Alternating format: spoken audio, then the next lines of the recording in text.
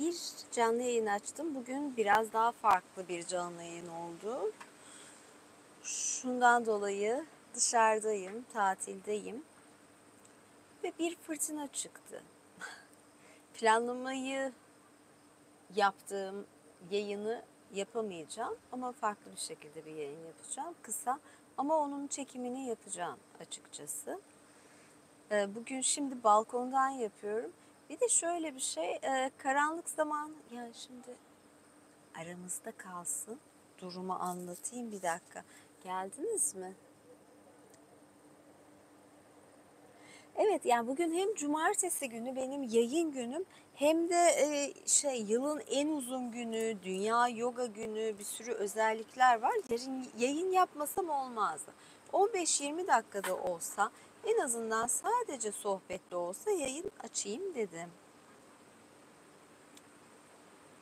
Şimdi bakayım, sorularınıza bilgisayardan bakacağım. Sesini kısayım iyice. Ne gibi şeyler geliyor.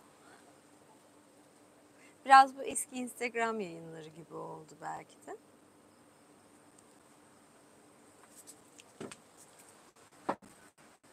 Tahta sandalyeler biraz beni rahatsız ediyordu. O yüzden şöyle de giyindim.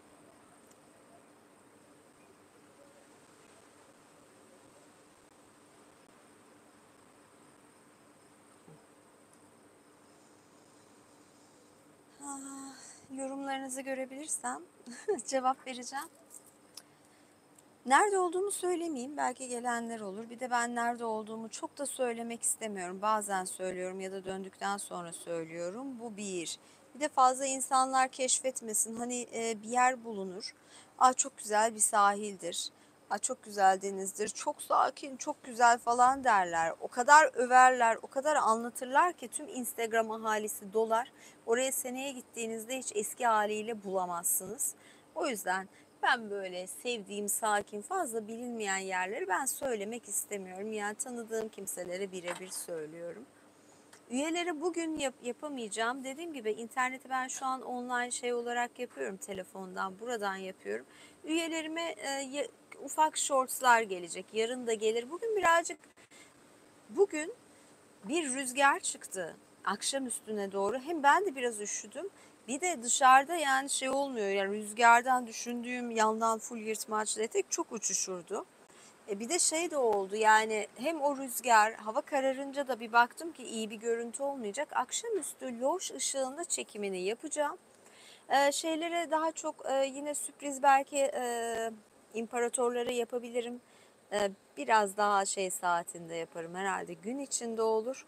Çünkü çok çok müsait değil ama olacak, bugün değil. Ve bir çekimi yapacağım ama ondan önce biraz sohbet olarak açayım dedim. Görüntüye bakıyorum. Muhteşem mi? Teşekkür ederim. İsrail-İran savaşı ne olacak? Burada mesela bir değinmek istiyorum. İsrail-İran savaşı. Dün ben gördüm. Bunu galiba 1-2 gün önce söylemiş Trump. Trump dedi ki 2 hafta düşüneceğim dedi. 2 hafta sonra karar vereceğim dedi. Şimdi yorumcular hep yapıyor. 2 hafta olmayacak. O erteler. Ağustos'ta yapabilir. O olabilir, bu olabilir. Ama size soruyorum.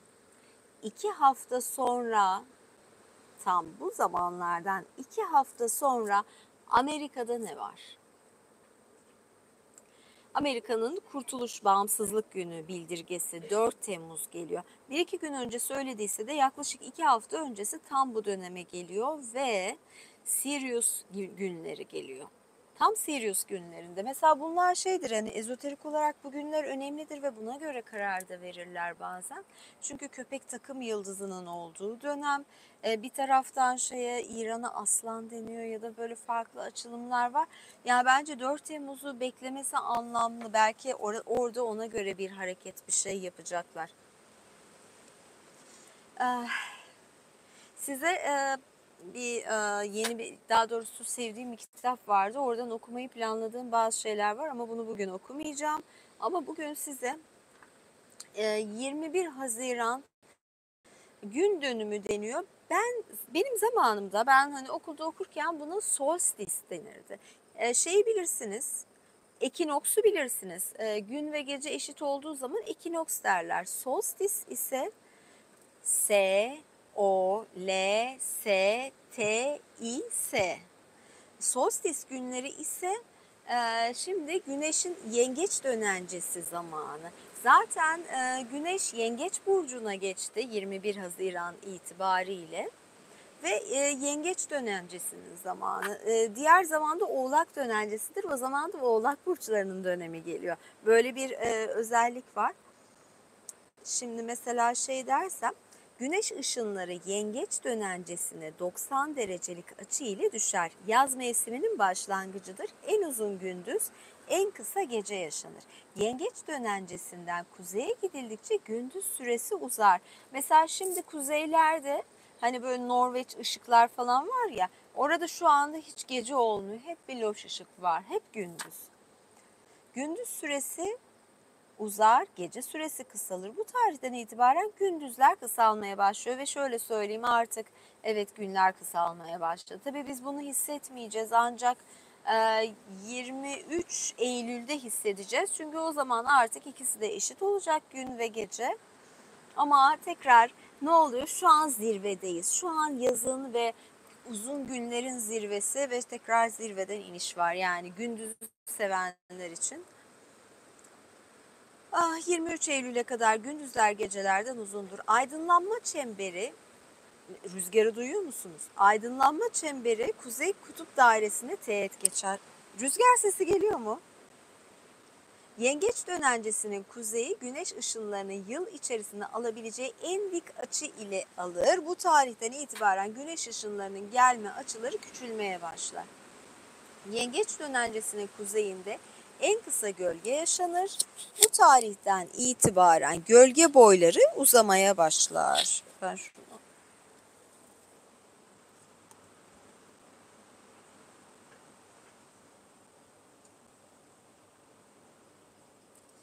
Finansal köle kabul ediyor muyum?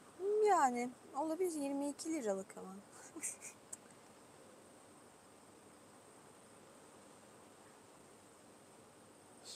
Caicos Adası merkez plajı. Yo, öyle bir şey değil.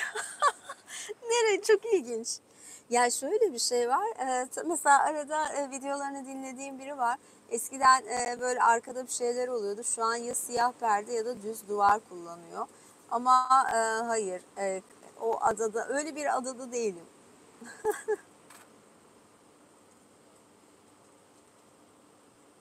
Yok yok. Şeyler olacak, shortslar olacak. Bugün şimdi zaten yayını ancak yapıyorum. Yani dedim cumartesini aksatmak istemedim. Hem en uzun gündüz, bir de Dünya Yoga Günü bugün. Kutluyor musunuz Dünya Yoga Günü'nü?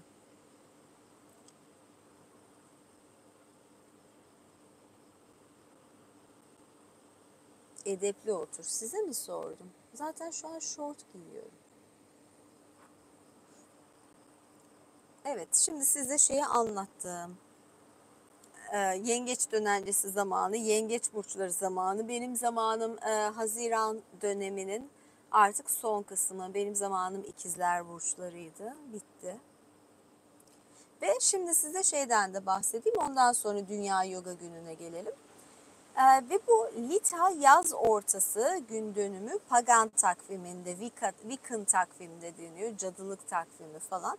Paganlar doğayla çok ilgili insanlardı. Yani pagan takvimi tamamen doğayı, gündüz gece, soğuk havalar falan, bunları esas alan bir takvimdi. Ve buna yaz gün dönümünde kullanılan Lita, güneşin en yüksek gücünde olduğu ve yılın en uzun gününün yaşandığı zamanı işaret eder. Lita kutlamaları arasında şenlik ateşlerinin yakılması, açık hava şölenleri ve güneşin sıcaklığını ve ışığını, mevsimin bereketini onurlandıran ritüeller yapılır. Aslında Erhan Altunay'ın kitabı yanımda olsaydı oradan da okurdum. O da bunları güzel anlatıyor. Mesela bundan önce 1 Mayıs'ta Beltan vardır. Beltan'ı çok net hatırlarım zaten. Beltan da baharın zirvesidir. Yani bahar gelir, bir bereketin sembolüdür ve Beltan'da bir tane direk dikerler ve oradan böyle kuşaklar gelir, kızlar etrafında döner. Ve orası aslında Beltan tam boğa takım yıldızının olduğu bir dönem, güneşin boğada olduğu bir dönem ve düşünün, bir direk var. ve kızlar etrafında dönüyor. Tam bu bereketin, çoğalmanın, doğurganlığın olduğu bir zaman. O direkt de neyi sembolize ediyor zaten? Fallik bir şey ve kızlar etrafında dönüyor. Bakın yani anlama. Şey deniyor, maypole etrafında dans etmek.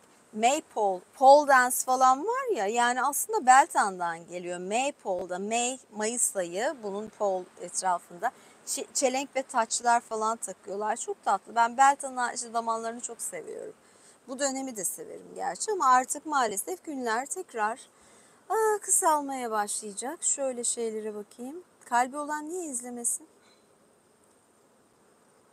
Nerede yaşıyorum? Şu an tatildeyim. Akdeniz civarlarındayım.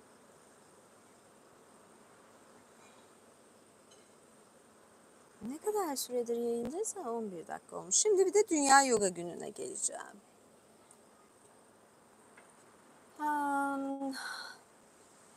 Rüzgar sesi geliyor mu? Acayip burada ya, uçuyor her taraf.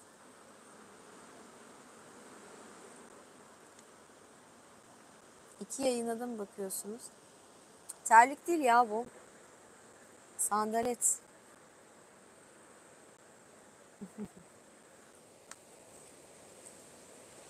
Çok aşırı rahat bir şey. Bu markanın ikincisini aldım yani. Türkiye'ye getirilmesine şeyde ön ayak olurum yani. Reklamını. Evet, şimdi şeye geliyorum. Mikrofonu yakınlaştırın, daha iyi mi? Bakın rüzgarın sesine.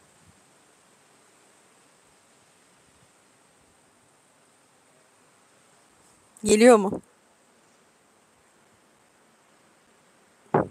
Bodrum'da değilim. Bodrum'da ne işim var? Bodrum'a gider miyim ya? Yani lütfen. Evet. O yüzden şort giydim, her şey uçuşmasın diye. Şimdi deniz sesi, dalga sesi geliyor. Rüzgar sesi de geliyor. Bakın.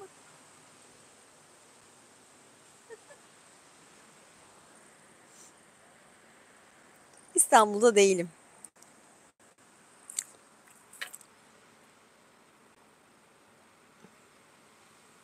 Rüzgar olsanız esseniz. Neyse. Şimdi Dünya Yoga Günü'ne geleyim.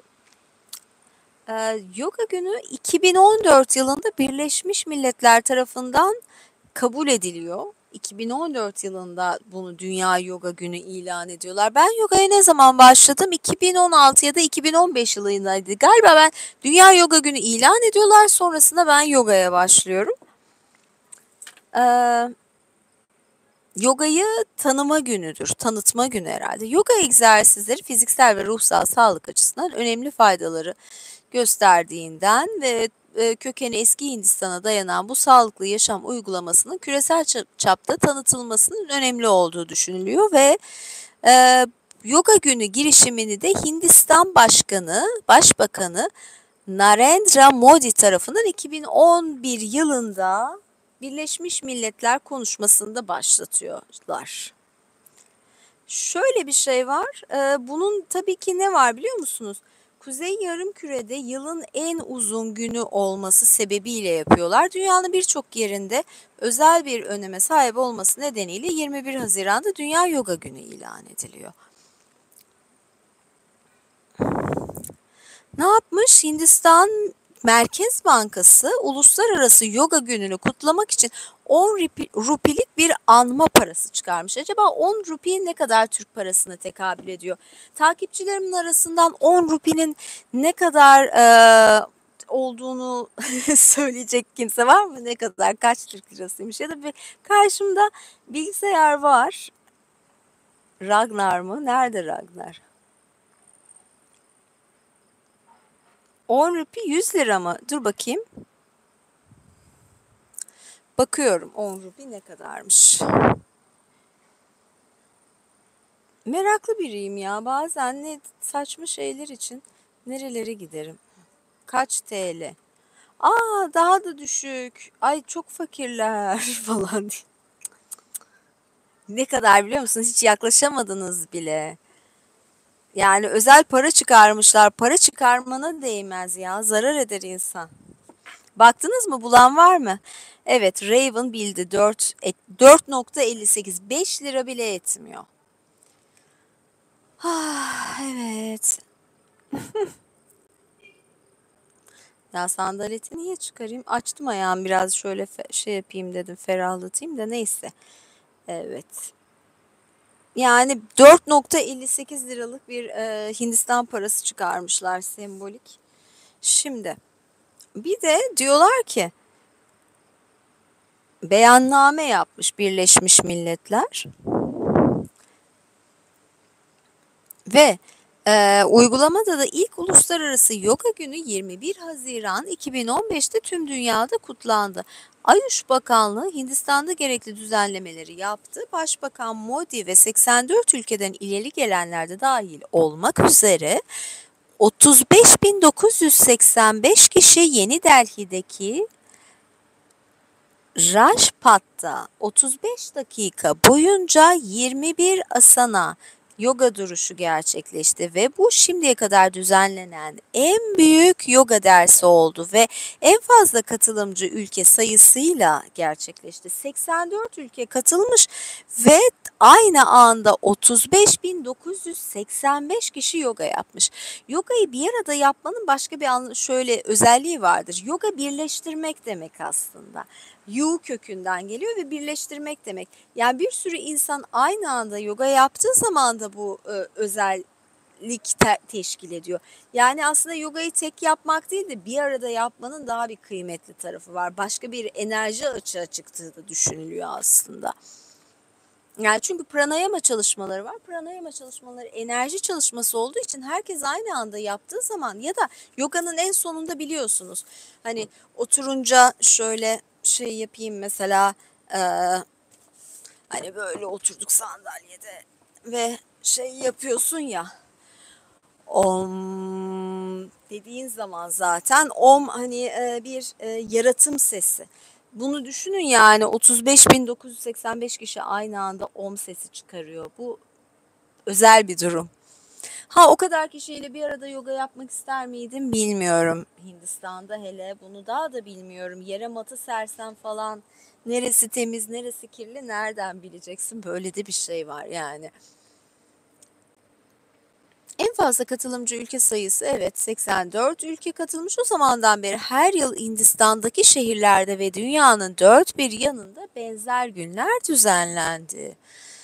2015'te Associated Press tarafından yayınlanan bir raporda ilk uluslararası yoga gününün esneyip bükülen milyonlarca yoga tutkunu ve Modi ile kabine üyelerinin içerdiği belirtildi. Delhi'deki ana yolun bu vesile bir egzersiz alanı haline geldi ve Modi'nin barış ve uyumdan söz ederken Hindistan'daki bazı insanların yoga tanıtımının taraflı bir Hindu operasyonu olduğu düşündüğü bildirildi. Şu anda bu arada şey de var, biliyorsunuz, savaşlar kapıda. Hatta zaten burnumuzun dibinde savaş var. Hindistan ve Pakistan arasında da var. Hindistan ayrıca Kıbrıs meselesine de karışıyor. Böyle de durumlar var. Yani istemediğimiz şeyler. Bakalım, umarım bu yaz bu kadar sıcak geçmez diye düşünüyorum, istiyorum ama ne olacak bilemiyorum. Kutup ayısı neden penguen yemez? Durun bakayım ya, birazcık yükselteyim mi? Yayından ayrılacağım. 200 kişi izliyor. Masal yayını yapıyordum, bu kadar izlenmiyordu. Gerçekten iyiymiş. Sohbet olunca mı hoşunuza gitti ya da doğaçlama olması mı? Genlerim, evet, genlerim güzeldir. Teşekkür ederim anne, teşekkür ederim baba.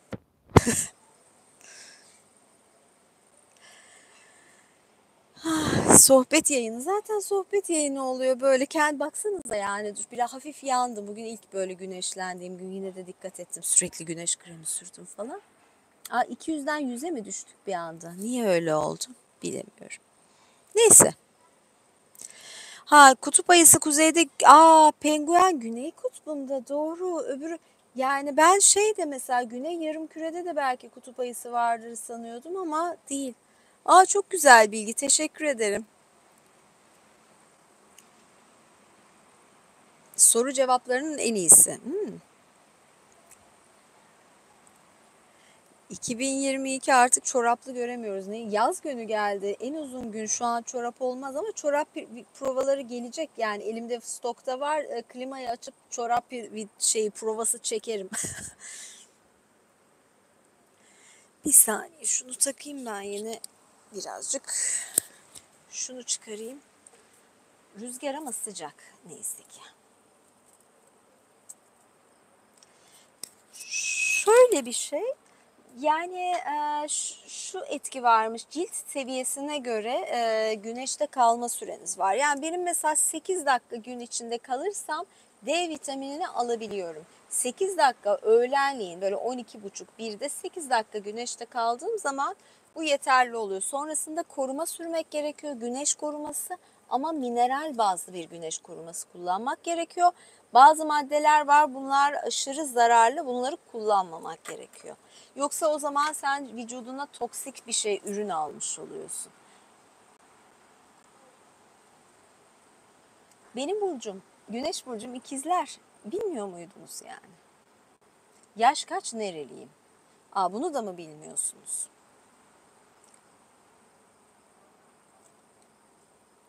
Konu ne? En uzun gündüz, en kısa gece, Dünya Yoga Günü ve pagan takvimine göre Lita, yaz ortası. Bunlar üzerine konuşuyordum. Tatildeydim, kısa bir yayın açayım dedim. 21 dakika olmuş. Artık kapatayım yayını ama güzel oldu ya, sevdim. Yaş 20 mi? 27 ya. 26-27'deyim. Senelerdir, 20 yıldır 26'yım. Yarınki sınavda teşekkür ederim. Ben tatile kaçtım.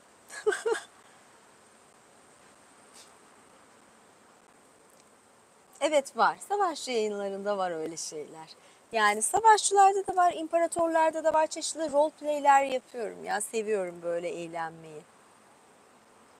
Parev, Ermenice. Resim, bir iki soru cevaplayıp yayını kapatıyorum, tamam. İlk insanların mağara duvarlarına resim yapması. Ben miyim? Ya ben yapıyorum, mağara duvarlarına resmi de ben yapıyordum. Avlanmak için o zaman avcı erkeğime yapıyordum, böyle tılsım yapıyordum şans getirsin diye.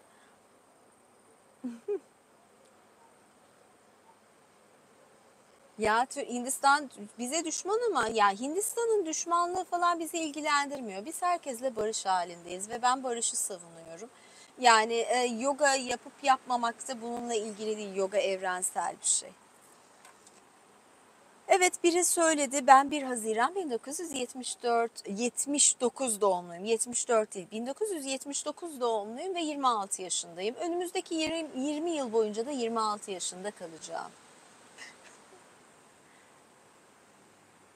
Hayır, deist değilim. Gayet inançlıyım. Tüm dinlere inanıyorum. Ve burç yorumları, aslında şöyle bir şey var. Hani bana üye olursanız kanala, özellikle imparator üyelerde sohbet olduğu zaman yani harita bile bakabilirim. Yani bana doğum tarihi, saati falan bildirirseniz, bir ara öyle bir şeyler yapıyordum. Bazen de insanlar çekindi bunları duyurmaya. Ama gayet güzel sohbet ve burç yorumu yapabilirim. Ama artık yayını kapatıyorum. Önümüzdeki zamanlarda da belki sürpriz şeyler çekerim. Takip edin, shortsları takip edin. Shorts paylaşayım bolca, tamam mı? Siz onu da yorum yapın. Çenem açıldı ya. Yukarı koysan da yüzünü görsek. Tamam, yayını kapat. Al.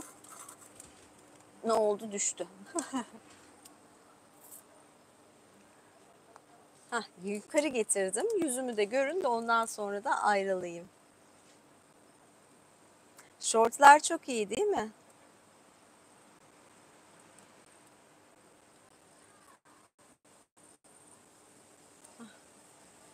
Görüşmek üzere. Yok, bu akşam yani hepsini bir sıkıştıramıyorum. Dediğim gibi biraz de var, fırtına da var. Yani çok rüzgarlı. Bugün şeyler olmayacak ama üyeliklere bol shorts gireceğim. Üyeliklere shortslar gireceğim. Şu an canlı yayın yapamayacağım birkaç gün üyelere. Tamam mı? Belki yarın, bilmiyorum. Sürpriz bir şey olabilir imparatorlara. Görüşmek üzere. Öptüm herkese. İyi akşamlar, iyi tatiller, iyi hafta sonları. Hoşça kalın.